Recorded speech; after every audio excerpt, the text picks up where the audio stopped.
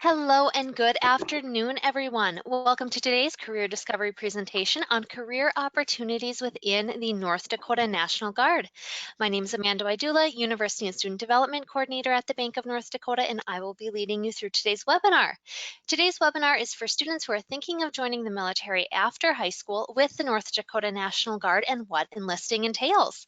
Just some housekeeping items. In the menu of the webinar, there is both a chat and a Q&A function that we will encourage all of you to use for your questions or comments that you have about today's webinar. Today's presenter is Brandon Kerrigan. Brandon grew up in Bismarck, North Dakota and graduated from Century High School in 2005. He got his bachelor's degree in organizational leadership from the University of Mary. In 2008, he joined the Army National Guard as a unit supply specialist within the 121st Aviation Battalion here in Bismarck. In 2011, he deployed with the Task Force Talon and the 112th Aviation Battalion to Kosovo in support of our continued NATO peacekeeping mission. After his return, he moved to Denver, Colorado, but came back to North Dakota in 2014 when he was offered an opportunity to serve in recruiting and retention in the Minot area, but now works in marketing and education. Welcome, Brandon. Well, thank you, Amanda. I appreciate that great intro, and welcome everybody that is listening in virtually and reading in on the slides. Again, my name is Brandon Kerrigan. I am a Sergeant First Class in the North Dakota Army National Guard. And today I'd like to have a pretty informal conversation and let everybody know what kind of opportunities that we do have here in North Dakota and the other areas, and just kind of give you a guideline and your path to success if you do so choose to be a part of the North Dakota Army National Guard. Like Amanda said, born and raised here in North Dakota. I like to call it South Canada. We've been pretty lucky this year. Haven't had much of the snow. I'm married. I got 2 children and 1 on the way. My wife is a nurse over at Sanford.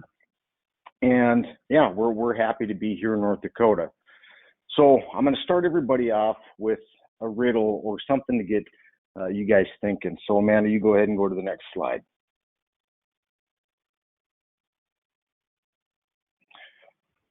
So this is the same account, same interest rate.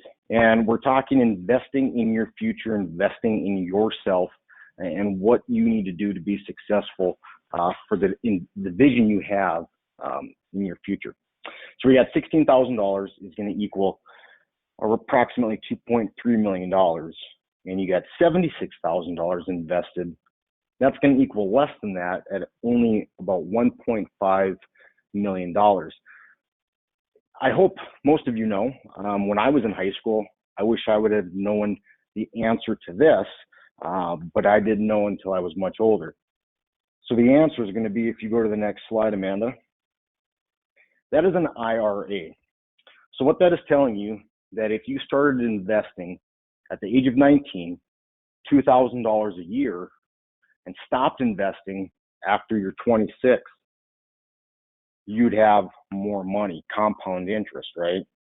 Well, if you decided to wait a little bit, pay off some of your debt, things like that, spend some money while you're in college, maybe paying for your education, paying for some experiences, you'd have to invest much more to gain less. Well, how does that relate to the North Dakota Army National Guard?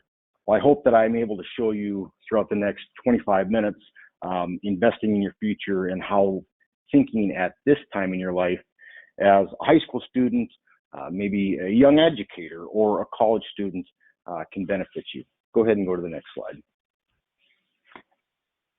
So here's what we're going to talk about today. We're just going to go over the 5 W's. Again, pretty informal. Take questions as needed. Some opportunities that I've had that you may have if you decide to join the Army National Guard. Some of the eligibility criteria. That's a hot topic question back from my experience as a recruiter in the Minot area.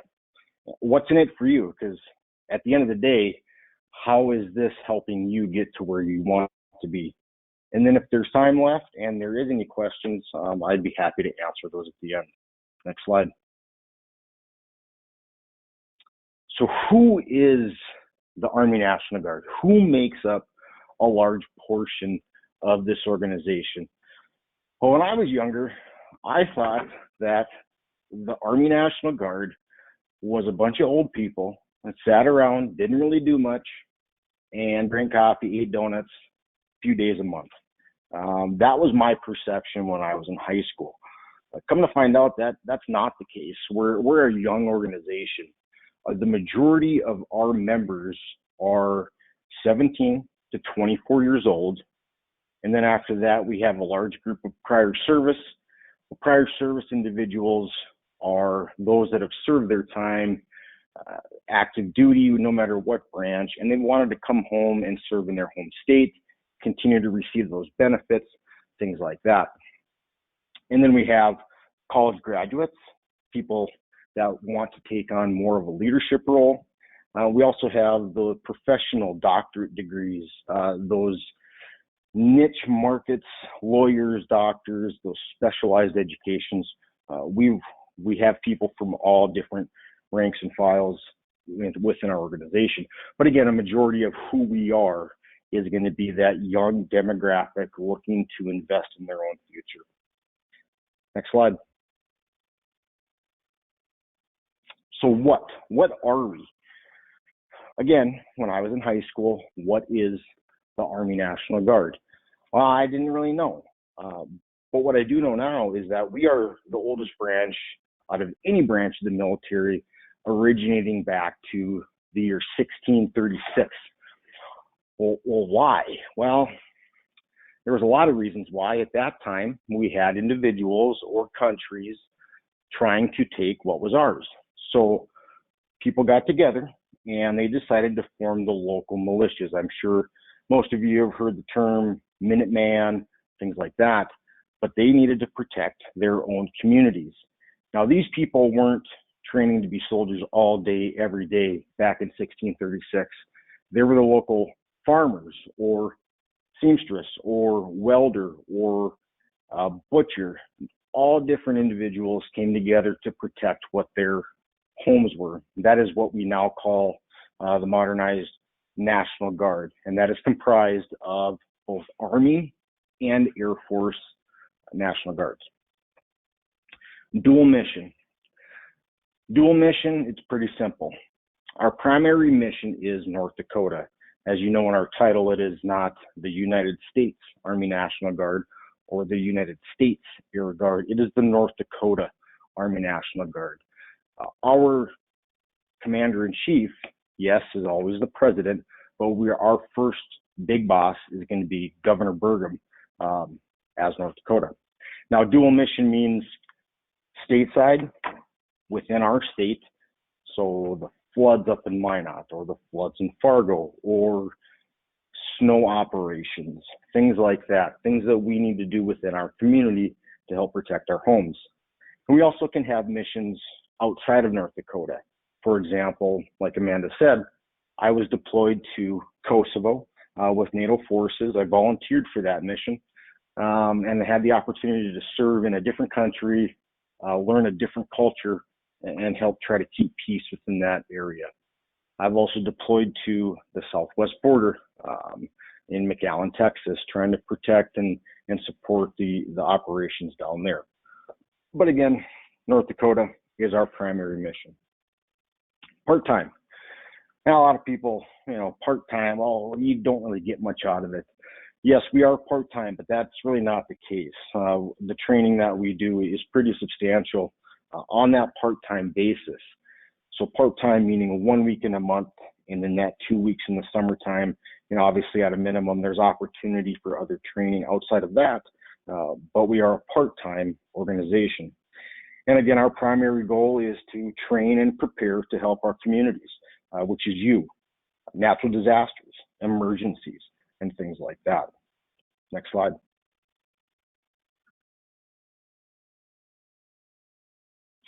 I get a crack out of this picture here. It's meant to make fun of the National Guard, both Army and Air. And it says National Guard because sandbags don't fill themselves. And everyone gets a good chuckle, things like that. But I will say this, after being in the organization for as long as I have, if this is what it was if this is what was needed to take care of my and our community, then I would do that. Now, is there so much more than filling sandbags? Yes, obviously. I shouldn't admit this, but I'll be the first one to say I have not filled a single sandbag since I've been in the Army National Guard. So I don't know if I'm missing out on something, but I haven't been a part of that. Next slide. I asked when I was a recruiter up in the Minot area, I would ask where this photo was taken. And I would get Colorado or Utah or California, but that's not the case. This picture was actually taken outside of University of Mary a few years ago. Now, the cool thing about this photo is that is a North Dakota Army National Guard helicopter doing whatever it can to help save the college, save the community, and the local homes in that area. One of the pilots in that helicopter is Century High's 2005 Homecoming King, who, and from what I know, attended University of Mary at one point. So local community, citizen soldier, protecting their own. Next slide.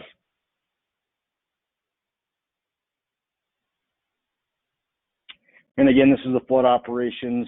I did not take the picture in the lower left, but I did take the picture in the upper right.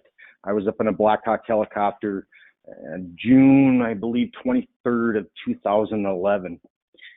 And we were traveling with FEMA representatives up in the Minot area assessing the damage.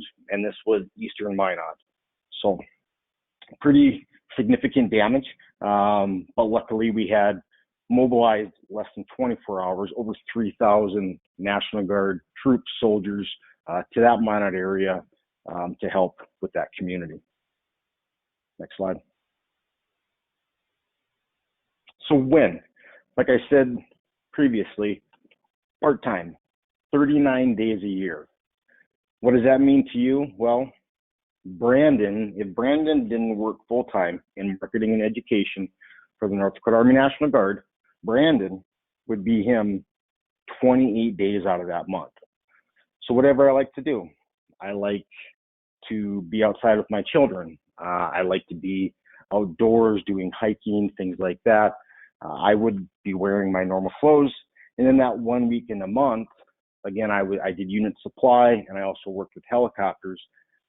For that 2 days, I would go train with my unit and do the job that I had signed up to do. Annual training, that's 2 weeks in the summertime typically, due to having such a young population within our organization. We do everything we can to move around, college, schooling, things like that. So they're typically in the summertime. And there you have an opportunity to not train just solely in North Dakota, but there's training opportunities all through the world that we've had with our annual training. For example, either last year or the year prior, there was a large group of individuals that did their annual training over in Romania with their armed forces. We also have opportunities with Ghana, which we are state partners with, and we work hand in hand in trying to train their members of their armed forces and also keep the peace in that area. So there's multiple opportunities. I know there's a group that's been to Italy, and we've done aviation down in the Black Hills, flying over Mount Rushmore for that 2 weeks, Washington, D.C. There's multitudes of things that happen during that time. And then there's some additional time, yes, filling sandbags, if you may, natural disasters, things like that. That would add on to that 39 days a year. There's multitudes of training opportunities to add on to that time.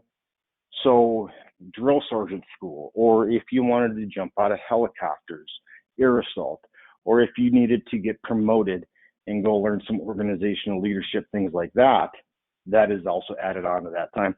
And then those rare instances where you are mobilized, whether it's to Washington, D.C., to oversee the inauguration, or to the southwest border to try to help the individuals down there, or to Kosovo, those do happen as well, which is outside of the 39 days a year. Next slide. So where? Well, we're all over the state.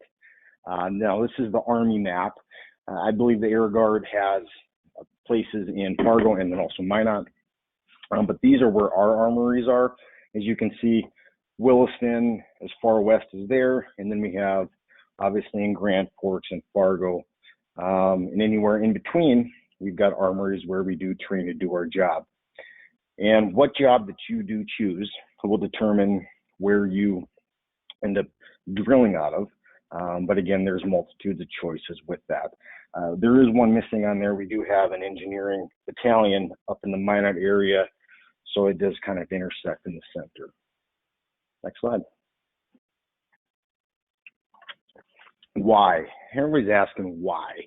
Why do you do what you do? Why is this important? Why am I going to college? Why am I saving money? That is the question that we all ask ourselves every single day. But why join the Army National Guard?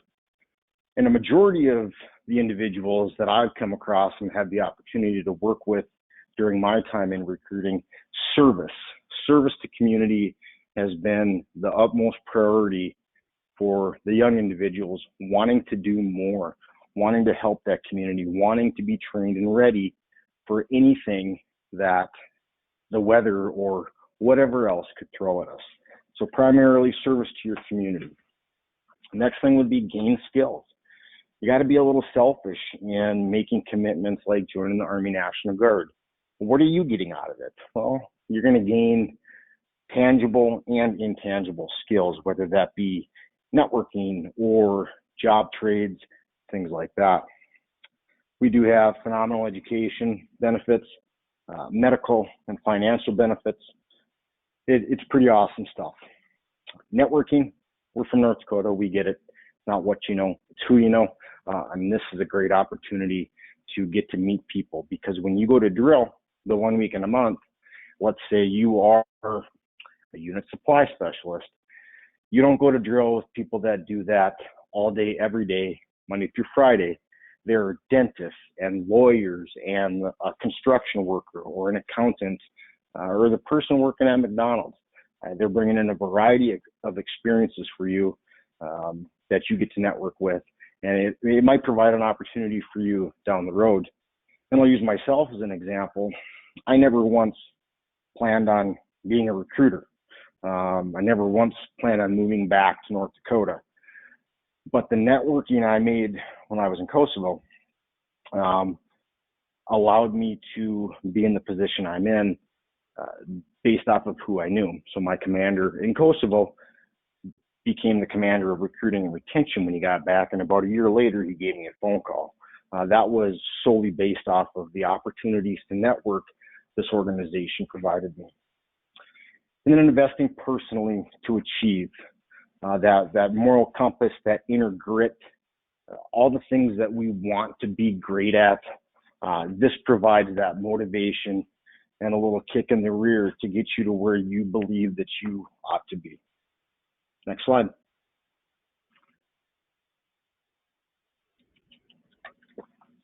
So how does this happen? Well, your path to success is actually pretty simple. You got to meet with a recruiter. We have a great relationship with our educational facilities here in North Dakota. We've got great, caring men and women that wear a uniform that provide these career opportunities to everyone. And they're in your high schools quite a bit, I'm assuming. You can meet with those recruiters, or you can go to nationalguard.com/ND and fill out a little survey, name, number, things like that, and that will automatically get sent to the recruiter assigned to your area, and they'll give you a phone call, or maybe they'll shout you a text or send you an email, whatever it is that you want. You're going to meet with that recruiter, and you're going to do a couple of things. The first thing that's going to happen is you're going to determine eligibility. Is everybody eligible to join the military, any branch?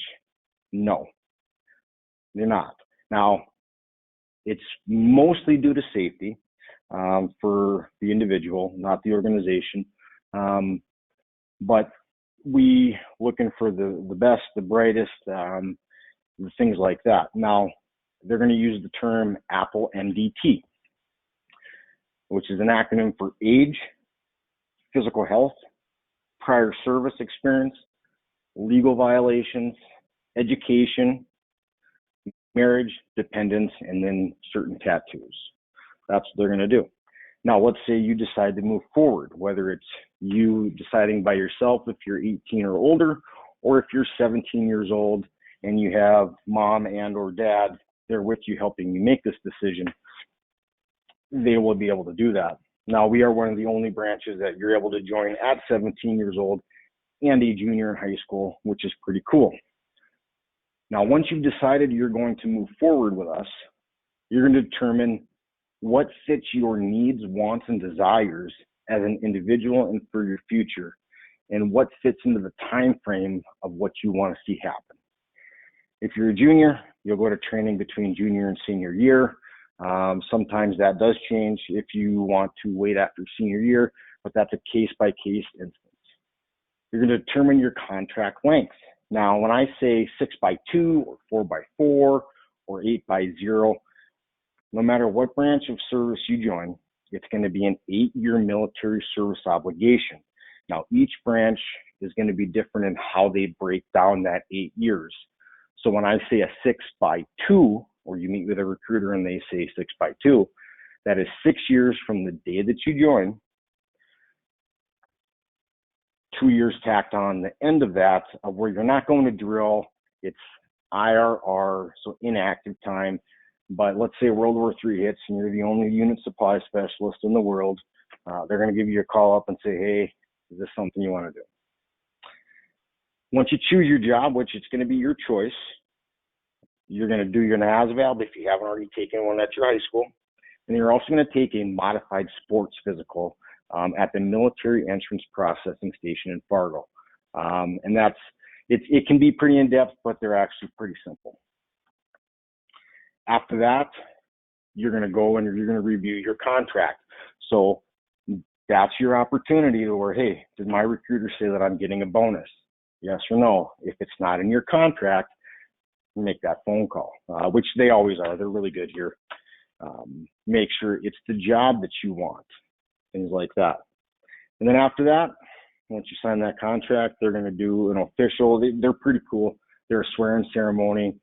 They got this separate room designed just for that, because it's a pretty special moment. Less than 1% of the population gets to wear a military uniform, and that's all branches combined. So it's actually a pretty cool thing. Next slide. After you've sworn in, well, you're going to come home. You're going to go back to the daily grind. You're going to go to school, or you're going to go to work, go to college, things like that. And then you're going to attend a recruit sustainment program drill. So that, again, is your 1 week in the month before you go to basic combat training. It's pretty cool. They'll get you a uniform, and they're going to teach you the very minimum basic skills. How to wear a uniform, or this is how we conduct PT. This is how you march. This is the Army rank structure, things like that. And you're going to get paid anywhere between like $250, $300 for Saturday, Sundays worth of work. Kind of cool. After that, you'll go to basic combat training. It's about 10 weeks. It's basic training for a reason. I know that a lot of people may think that they're not physically capable, or it's just not something they don't like to listen. Hey, I hear it. I'm the same way. I don't like to listen to anybody, and I was not in shape before I went to training, but I passed with flying colors, and if I can do it, that's for sure that anybody can achieve. Then after that, you're going to go do your advanced training, which is your job training. It's a schooling. Next slide.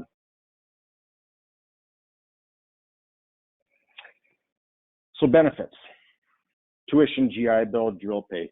It might be tough to read, but basically I took two schools, University of North Dakota, Minot State, and I showed you that if you maintain a 2.0 GPA or higher and you attend your drill 1 week in a month, you're going to graduate debt-free.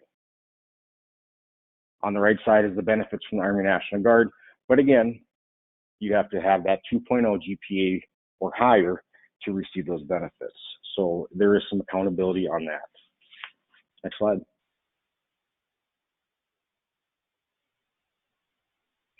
Your two-phase job training, again, basic combat training. That's what everybody does. Pretty simple stuff. They're going to teach you your basic soldiering skills. But then after that is going to be your AIT, Advanced Individual Training. And again, that's where you do more of your job specific. That's going to vary in length. And that, again, is something that you speak with your recruiter about your needs, wants, and desires and what you want to achieve. But you can see there that we do have career opportunities in all different genres, to include music. We do have a pretty cool band here in North Dakota, not just trumpets and your normal marching band. We've got rock bands, and we've got a country band that they go on their 1 week in a month. They go do concerts and play for events. Kind of cool. Next slide. So here's the reality of it. And the reason why, again, investing in your future, unemployment rate for a college grad under 25 years old is over 9%. Well, why is that? Well, you've taken the time to develop your skills and do what everybody has said to do, and that's go to college or get a trade certificate or whatever it may be. But the one thing that you lack is experience. Well, how does the Army National Guard help curb that? They're going to be able to pay you for training and also go to school, and that'll help build that resume. 36% full-time students actually finish in 4 years. I thought that it was going to take me 4 years to get my degree. I was on the extended Van Wilder plan. It took me 7, but I still got it, and due to time, money, and life circumstances. And then since 1982, medical costs are up over 200%, and tuition is up over 400%. So there's a shortage in funds, shortage in time, and a shortage of experience. That deck is stacked against you, and it will be stacked against the next generation and the generation after that. So we need to all figure out a way how we help overcome that. Next slide. So wrapping things up, I hope that I was able to give you a clear definition of what it means to serve part-time as a citizen soldier, how we can help you obtain, the experiences to achieve, how we can overcome those obstacles on that last slide, how you can start life debt-free. I know that everybody wants that. Everybody doesn't want to make payments on things. And then also, how are you going to be the difference in what your future holds? And before I open it up for questions, I always use this analogy in my presentations at the high schools. It's everybody's watched cartoons, I hope. And when you see the cartoons, they've got these little clouds up above their ear, and they've got that vision of that's where I want to be, or I want to get to that, or I want to catch that other cartoon character. So don't let anybody ever tell you your cartoon cloud is wrong. That cloud or that vision you have, what path you have set or you would like to have, nothing is out of your reach. Where the disconnect is where we are right now to what steps need to happen to achieve what you have in your cartoon cloud. That's what you need to figure out. And at the end of the day, we're here to support you. And if the Army National Guard is not going to help you get to where you need to be, trust me when I tell you, we are still your friend, and we're here to help in any significant way that we sure can. Next slide. And that, my friends, is all I have for you today, pending any questions. Well, we did have a couple questions that came in. So you mentioned a little bit that people can enlist as part-time, but you work for the Guard full-time. So is that a difference in how you enlist, or is it kind of like, okay, you started off as a part-timer, but then you apply to be a full-time person? How does that full-time versus part-time piece work?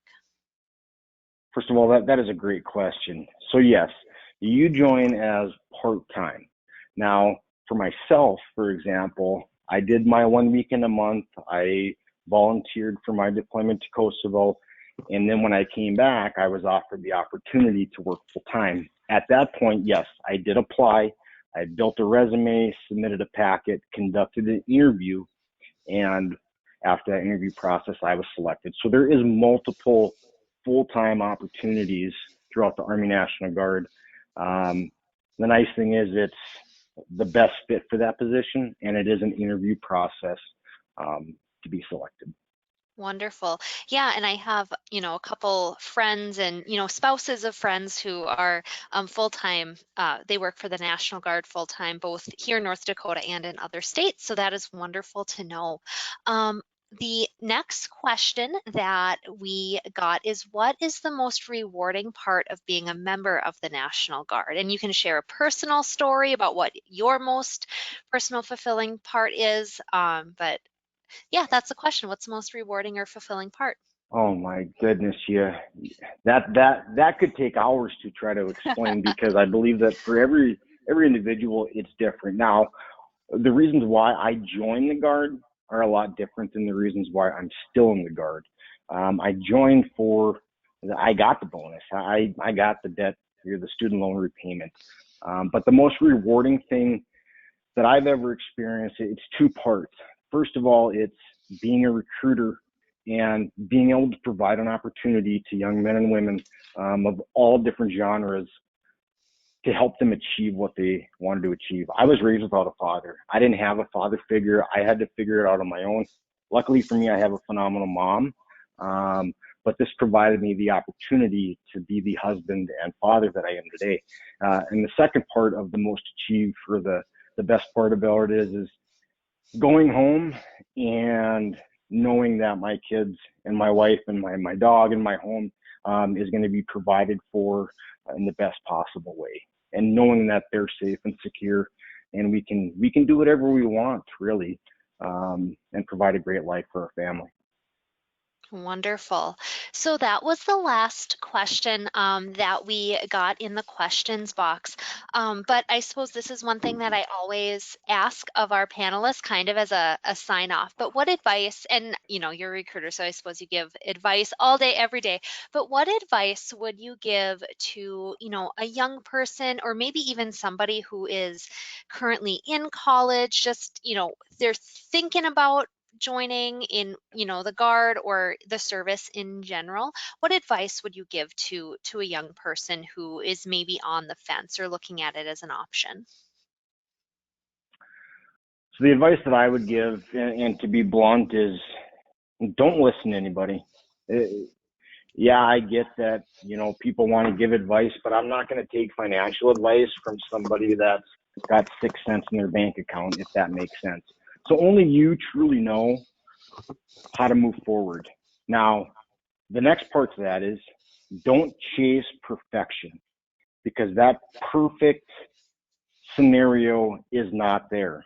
Now, am I saying you can never get there? No, but what I'm saying is to give anything less than your best is to sacrifice the gift. So no matter what you do, just be the best.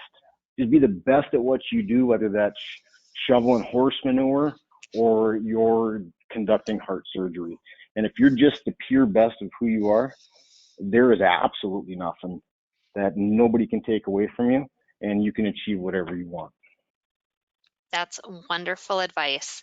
Well, thank you, Sergeant First Class Brandon Kerrigan, for lending your expertise to us today.